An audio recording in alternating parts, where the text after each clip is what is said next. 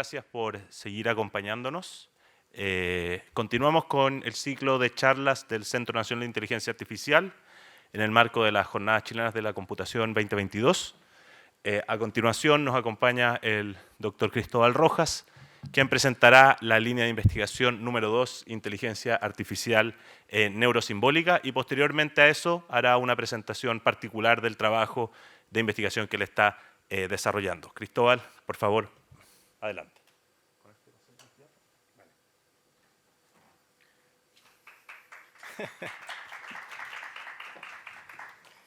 Bueno, muchas gracias. Efectivamente, mi charla va a ser doble. Primero voy a hablar un poco en términos generales de la actividad de lo que hacemos en esta línea de investigación. Y voy a mencionar algunos proyectos y luego voy a hacer una segunda charla en donde voy a hablar de un proyecto en particular de manera un poquito más extendida. Entonces, bueno, esta línea se llama Inteligencia Artificial Neurosimbólica y bueno, eso en realidad hay que entenderlo como un nombre que evoca un conjunto de problemas que tienen por objetivo intentar combinar los métodos estándar de aprendizaje computacional con formas de razonar o explicar que surgen de representaciones simbólicas del conocimiento. Entonces la idea es que integrando estas dos cosas, bueno, se puede ayudar o se puede lograr que los mecanismos de aprendizaje sean mejores, en varios sentidos.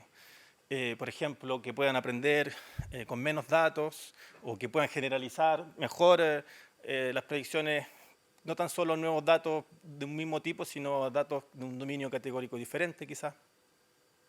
Que puedan proveer explicaciones a las decisiones que toman, ese es un tema central y bien importante.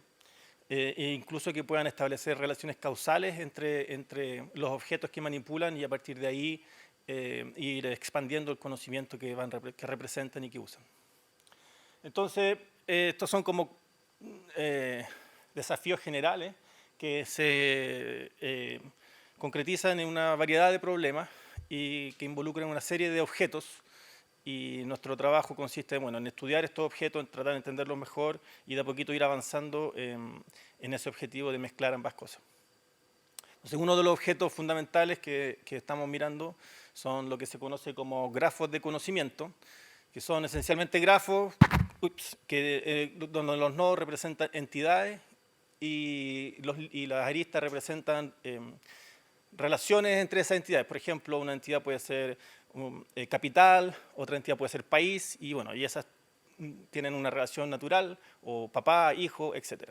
Entonces, la idea es a partir de datos extraer este grafo de conocimiento y usarlo en combinación con las herramientas de aprendizaje. Ahora, el desafío o lo que ocurre es que cuando uno extrae este grafo de conocimiento de un conjunto de datos, por ejemplo, típicamente está incompleto.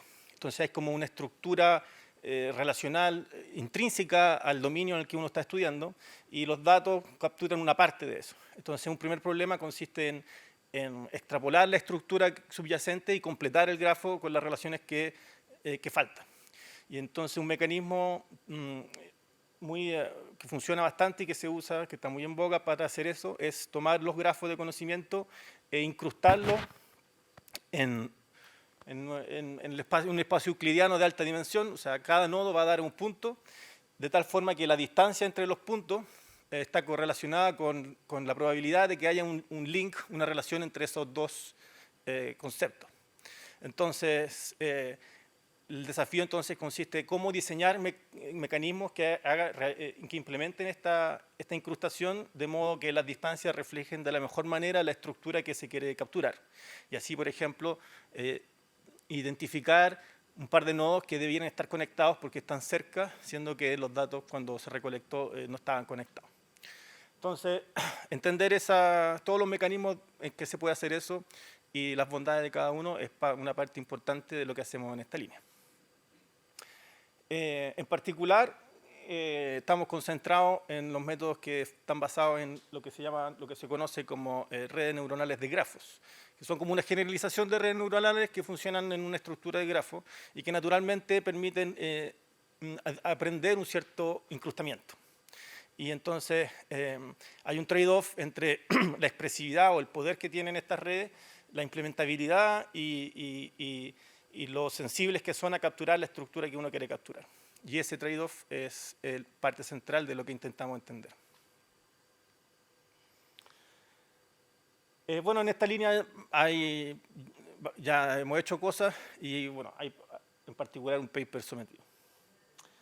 Otra área, yo diría que se intersecta en este conjunto de problemas que nosotros miramos, pertenece a lo que se conoce ahora como Computational Social Choice.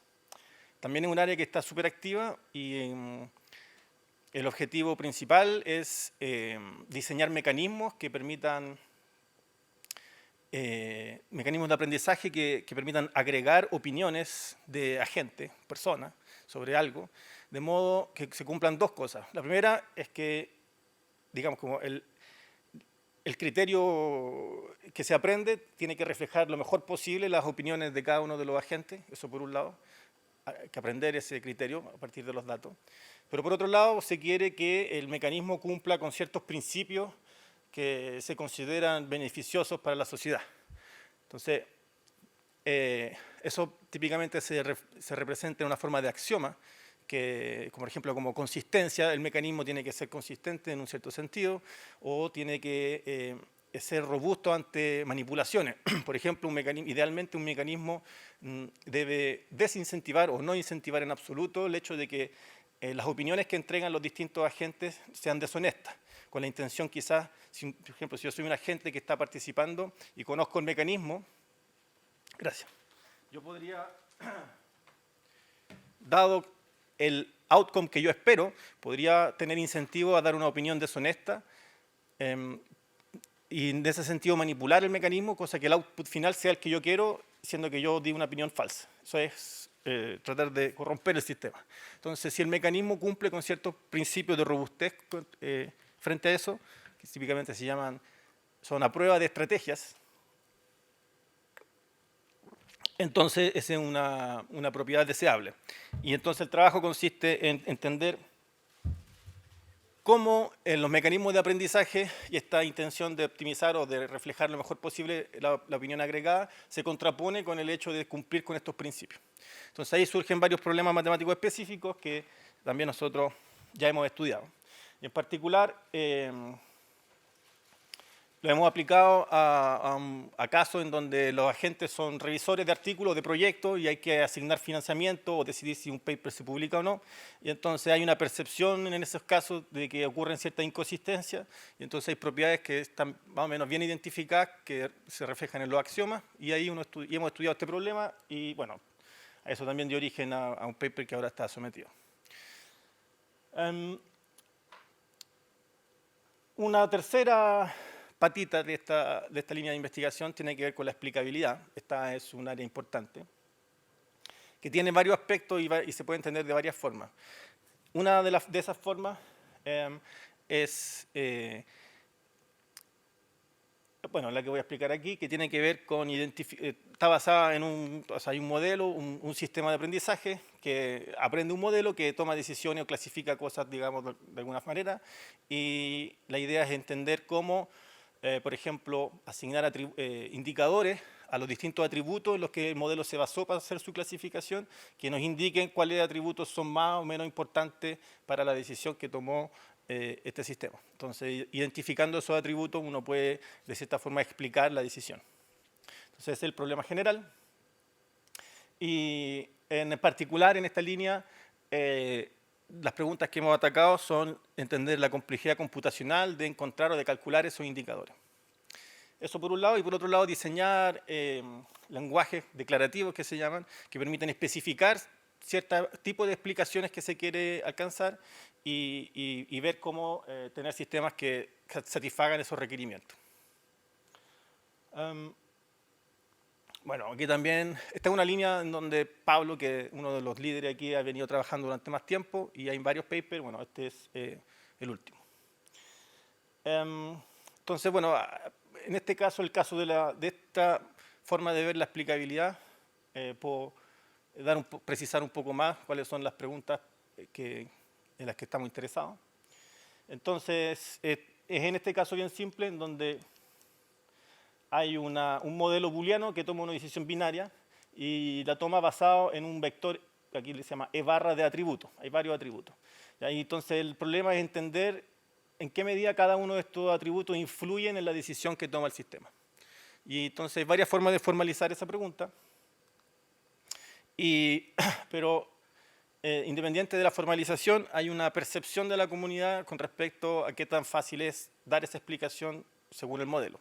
Entonces aquí en verde están los modelos que se consideran fáciles de explicar o que se explican por sí mismos. Esa es la percepción de la comunidad. Están los modelos lineales, árboles de decisión o más generalmente algoritmos de decisión binaria.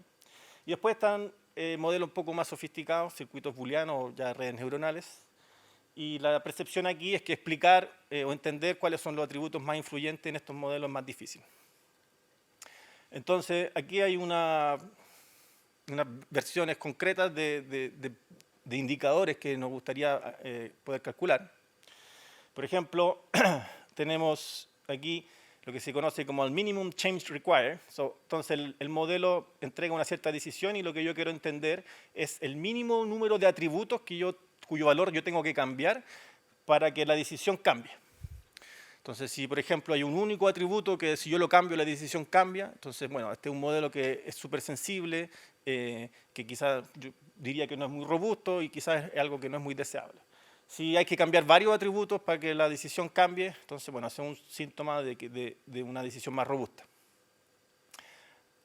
Un objeto relacionado, que es como lo opuesto, en cierto sentido, es cuál es el conjunto mínimo de atributos que si yo les asigno un cierto valor, eso determina la decisión independiente del valor del resto de los atributos. Entonces, eso también es un objeto importante de conocer que nos entrega información sobre la dependencia de las decisiones en términos de los distintos atributos.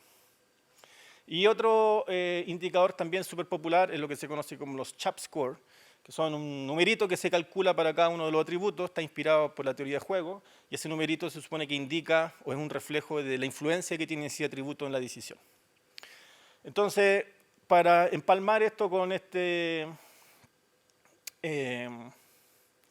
percepción, como que dentro del folclore no hay teoremas, esta percepción no está basada en teoremas, entonces la idea es, bueno, estudiar esa percepción y la forma de hacerlo es, bueno, esta es una parte un poco más técnica que me voy a saltar, es estudiando precisamente la complejidad computacional de calcular cada uno de estos atributos y compararla entre los modelos simples y los modelos más complicados y, bueno, y ver hasta en qué medida es cierto que aquí identificar esos indicadores es simple y acá no. Y bueno, los resultados hasta ahora indican que aquí en esta parte pueden haber casos en los que hay ciertos indicadores que son difíciles de calcular.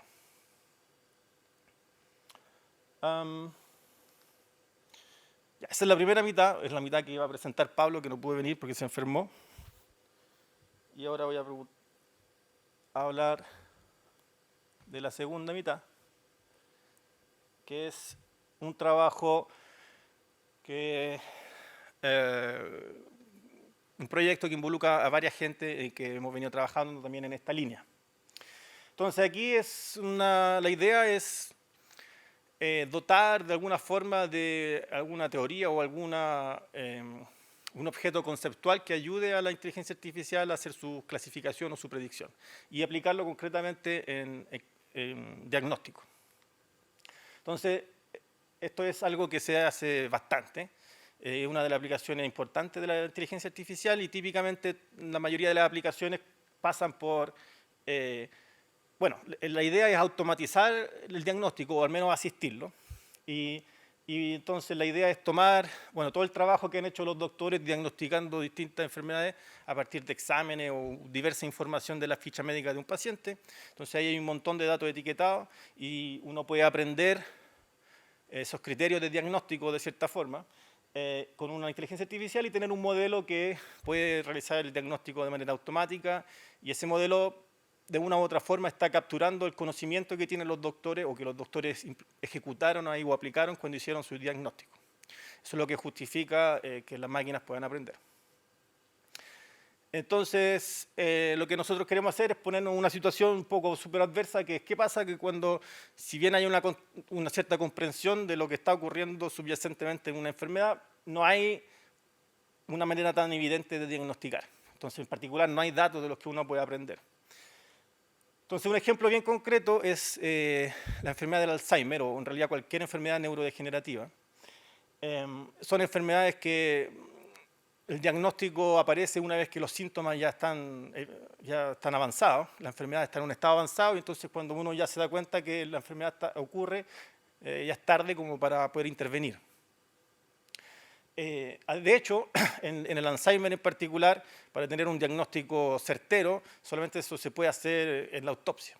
Entonces, hay ciertos biomarcadores biológicos que aparecen en el cerebro, en la retina, que uno puede mirar, pero que hacerlo de manera certera solo se puede en la autopsia, y existen exámenes que pueden dar ciertos indicadores, pero se hacen poco porque son súper invasivos y súper caros.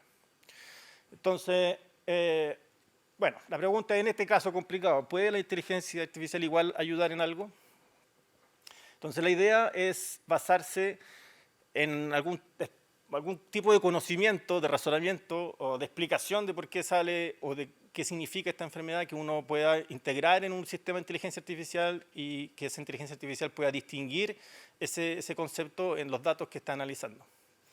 Entonces, en nuestro caso, nosotros lo intentamos hacer, o lo hicimos, donde el concepto subyacente es lo que se conoce como complejidad fisiológica, que es, de una u otra forma, la complejidad intuitiva que uno observa en un sistema como el cerebro o en un organismo vivo que realiza una serie de tareas complicadas y que por lo tanto requiere una especie de organización bien específica. Tiene que tener una cierta complejidad fisiológica. Entonces la idea es identificar cómo medir esta complejidad fisiológica, calibrar esa cuestión usando datos y aprendizaje, y luego tratar de usarla para distinguir, por ejemplo, cuando uno mide la actividad eléctrica en el cerebro o en la retina frente a un estímulo, uno tiene ahí una serie de tiempos, y esa serie de tiempos, si uno la mira, por mucho que yo tenga una idea de qué es la complejidad, no voy a poder ahí distinguir si esto viene de algo que es complejo o no. Entonces ahí es donde una métrica o una fórmula matemática, si se quiere, adecuada, que permita indicarnos eso, puede ser de ayuda. Entonces, lo que voy a hacer ahora es explicar un poco cómo nosotros intentamos medir esta complejidad, y les voy a mostrar los resultados que obtuvimos en un experimento que se hizo con ratones. Había un grupo sano y otro grupo modificado genéticamente para que desarrollara Alzheimer, y se les grabó la actividad eléctrica en la retina frente a diversos estímulos visuales que tienen que estar bien elegidos para que la actividad sea lo más compleja posible, y tratamos de ver ahí si había una diferencia de la complejidad entre los sanos y los enfermos.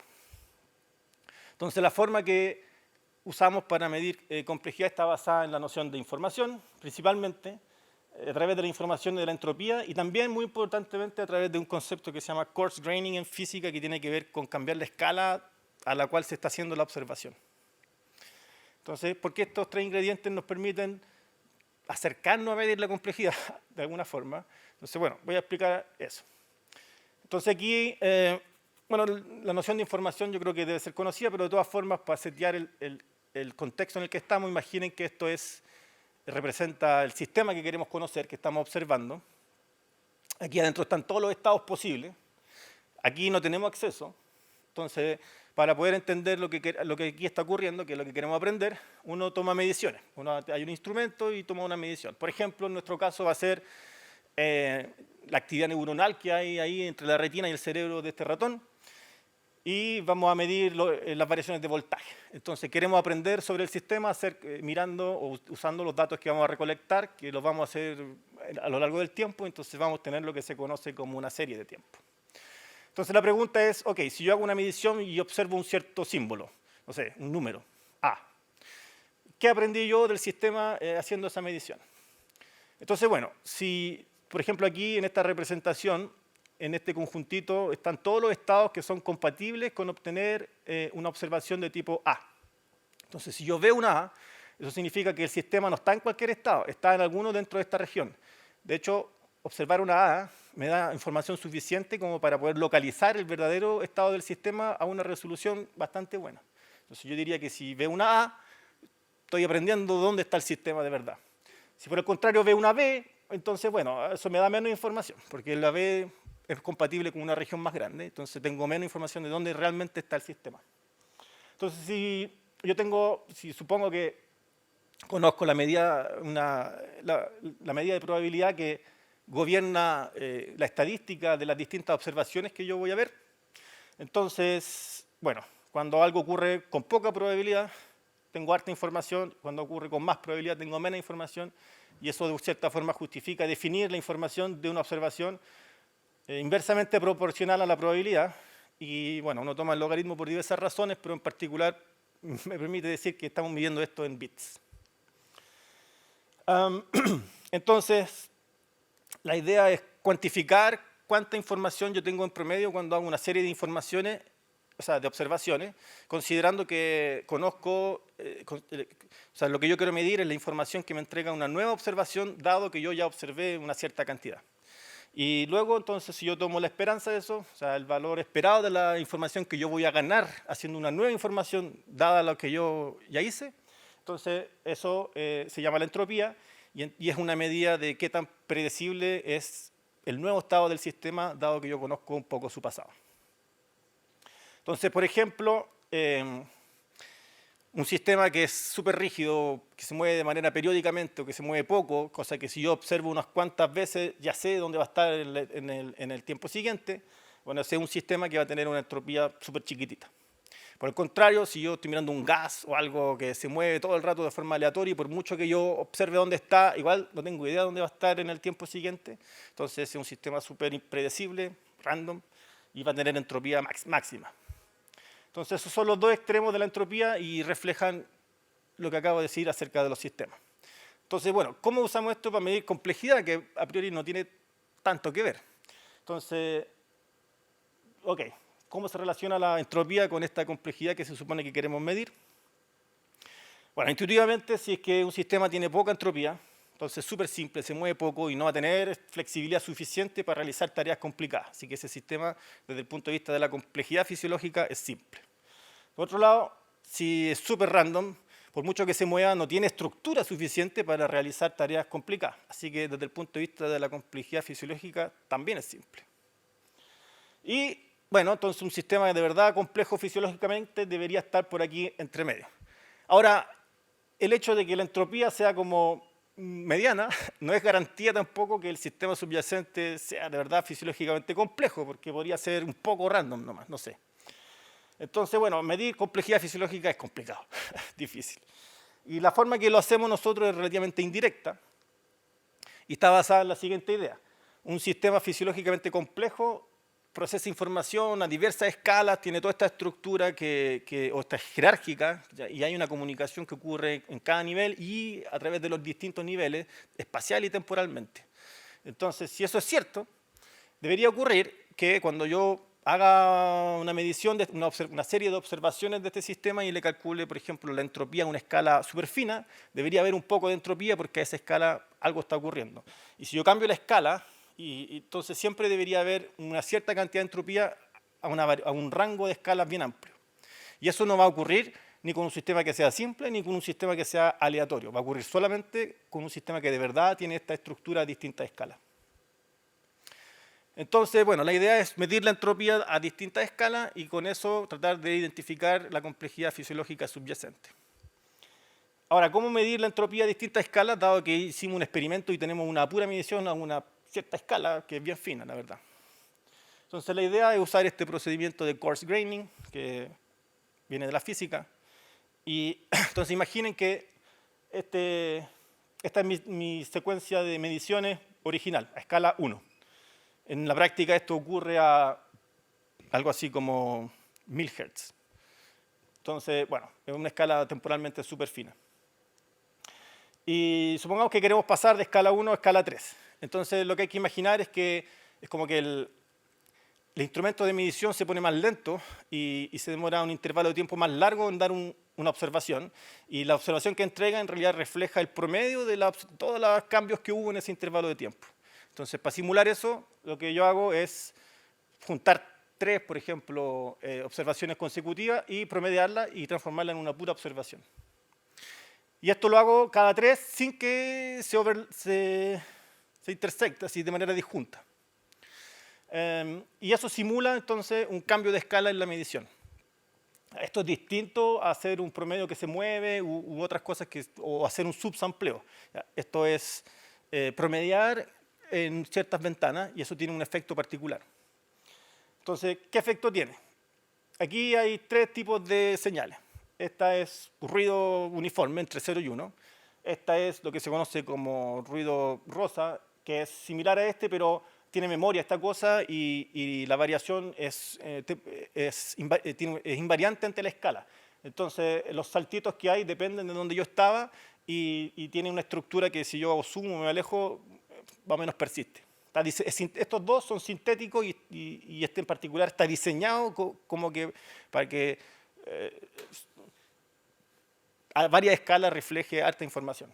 Y este es una señal real, capturada con un microelectroretinograma puesto en la retina de un ratón que estuvo mirando una película en primera persona de un ratoncito que se mueve por el bosque. Entonces pueden ver que el efecto de cambiar la escala o hacer este coarse graining aquí hace que, si ustedes se imaginan, esta cuestión es uniforme entre 0 y 1. Entonces, si yo tomo varias mediciones y las promedio, eso rápidamente debería estar súper cerca de un medio todo el rato. Y mientras más promedio, esta cuestión va a converger rápidamente a una constante en torno a un medio. Entonces la entropía, si bien aquí es gigante, rápidamente decae. Acá, por el contrario, dado que tiene esta estructura de escala invariante, es como medio fractal, esto está sintéticamente diseñado para que la entropía de diversas escalas sea más o menos alta. Y aquí, cuando uno hace el procedimiento de coarse graining, se puede ver que los patrones miniatura van desapareciendo, pero los macros siguen persistiendo y si yo mido la entropía a escalas más grandes, debería obtener algo grande igual. Y algo similar ocurre con la señal real. Y entonces, el método para estimar la complejidad fisiológica se conoce como entropía multiescala y consiste primero en tener la señal original y calcular el coarse graining o la misma señal a un rango amplio de escalas y calcular la entropía de cada una de esas escalas y después graficar la entropía versus la escala. Entonces, en las 3 señales que yo mostré recién, esto es lo que uno obtiene. Efectivamente, que es ruido puro, tiene una entropía súper alta, pero que decae a medida que la escala avanza. La señal sintética, como esperábamos, tiene una entropía que persiste grande, que de hecho que va aumentando, y la real incluso aumenta más. Entonces, bueno, en este ejemplo de juguetes vemos que una signature de complejidad es este comportamiento, un comportamiento donde la entropía persiste alta o aumenta a medida que la escala, en una ventana grande de escala. Entonces aplicamos esto nosotros a estos conjuntos de ratones que yo les comentaba. Entonces hay 4 grupos. Están en azul los sanos, en naranjo los enfermos, y dentro de los sanos están los adultos en línea continua y los jóvenes en línea punteada. Y la teoría de la complejidad fisiológica dice que esta complejidad, que está presente en todos los seres vivos, o en el cerebro en particular, decae, ya sea con la edad o con el mal funcionamiento, en este caso con la enfermedad neurodegenerativa. Y entonces lo que nosotros esperamos ver es que los sanos jóvenes sean los que tienen más complejidad, luego los sanos, luego los adultos sanos, o sea, ¿qué dije yo? Los jóvenes sanos, luego los adultos sanos, los enfermos, ya no sé qué me enrede. Pero esto, justamente. Primero los jóvenes son los que tienen más complejidad, el grupo sano tiene más complejidad, los jóvenes más que los adultos. Y luego el grupo enfermo tiene menos complejidad, igual los jóvenes más que los adultos. Entonces, en este caso, para estos datos, y que eran pocos en realidad, no eran lo mejor posible, y el estímulo visual, que tampoco estaba optimizado para este ejercicio, igual obtuvimos unas diferencias estadísticas que son significativas y que entonces, bueno, son una indicación de que el sistema puede funcionar. Entonces la idea es ahora, bueno, calibrar esto bien y aplicarlo a humanos. Y ahí es donde entra la inteligencia artificial, sobre todo para aprender, porque yo no di los detalles, pero en todo lo que hacemos hay una serie de parámetros que hay que ajustar, Entonces esperamos poder usar la inteligencia artificial para ajustar esos parámetros y además también hay que identificar cómo diseñar el estímulo que sea adecuado, que desate la reacción eléctrica más compleja posible para tener más chance de poder distinguir. Y eso es lo que viene ahora por hacer. Ahí con eso termino mi presentación.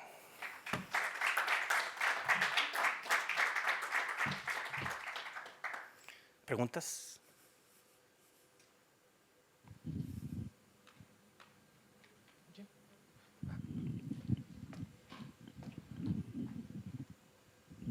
Muchas gracias, Cristóbal, por la presentación. Una pregunta respecto a la primera presentación que hiciste, las presentaciones. En la parte de inteligencia de Explainable AI, ¿están trabajando con Dash AI, el proyecto que está llevando Felipe Bravo Márquez y otros investigadores de la línea 1? Creo que no. Esa parte la lleva más que nada Pablo y en lo que yo estaba mirando simplemente son estos problemas específicos de la complejidad computacional de esta forma bien particular de explicabilidad. No sé si hay una colaboración con ellos. Ok.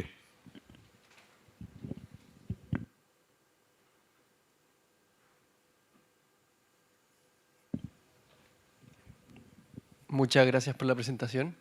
Te quería preguntar si es que tú tienes alguna interpretación de por qué razón, porque me llama mucho la atención en los gráficos, que la complejidad de una señal real era mayor que o sea, que en el fondo que esa curva que esa curva verde está por sobre la de pink noise. Si nos podría dar algunas luces de por qué razón podría estar pasando eso.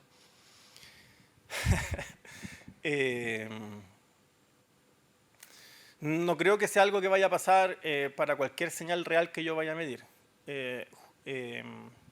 Esta en particular, por eso la elegí, porque mostraba este comportamiento.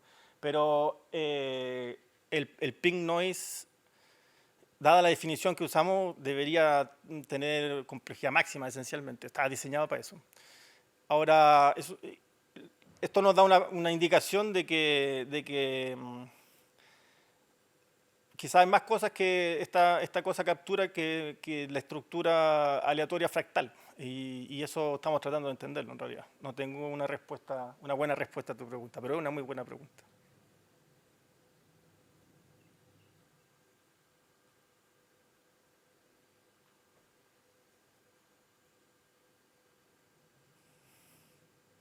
¿Alguna otra pregunta? ¿No? Pues bien. Un placer.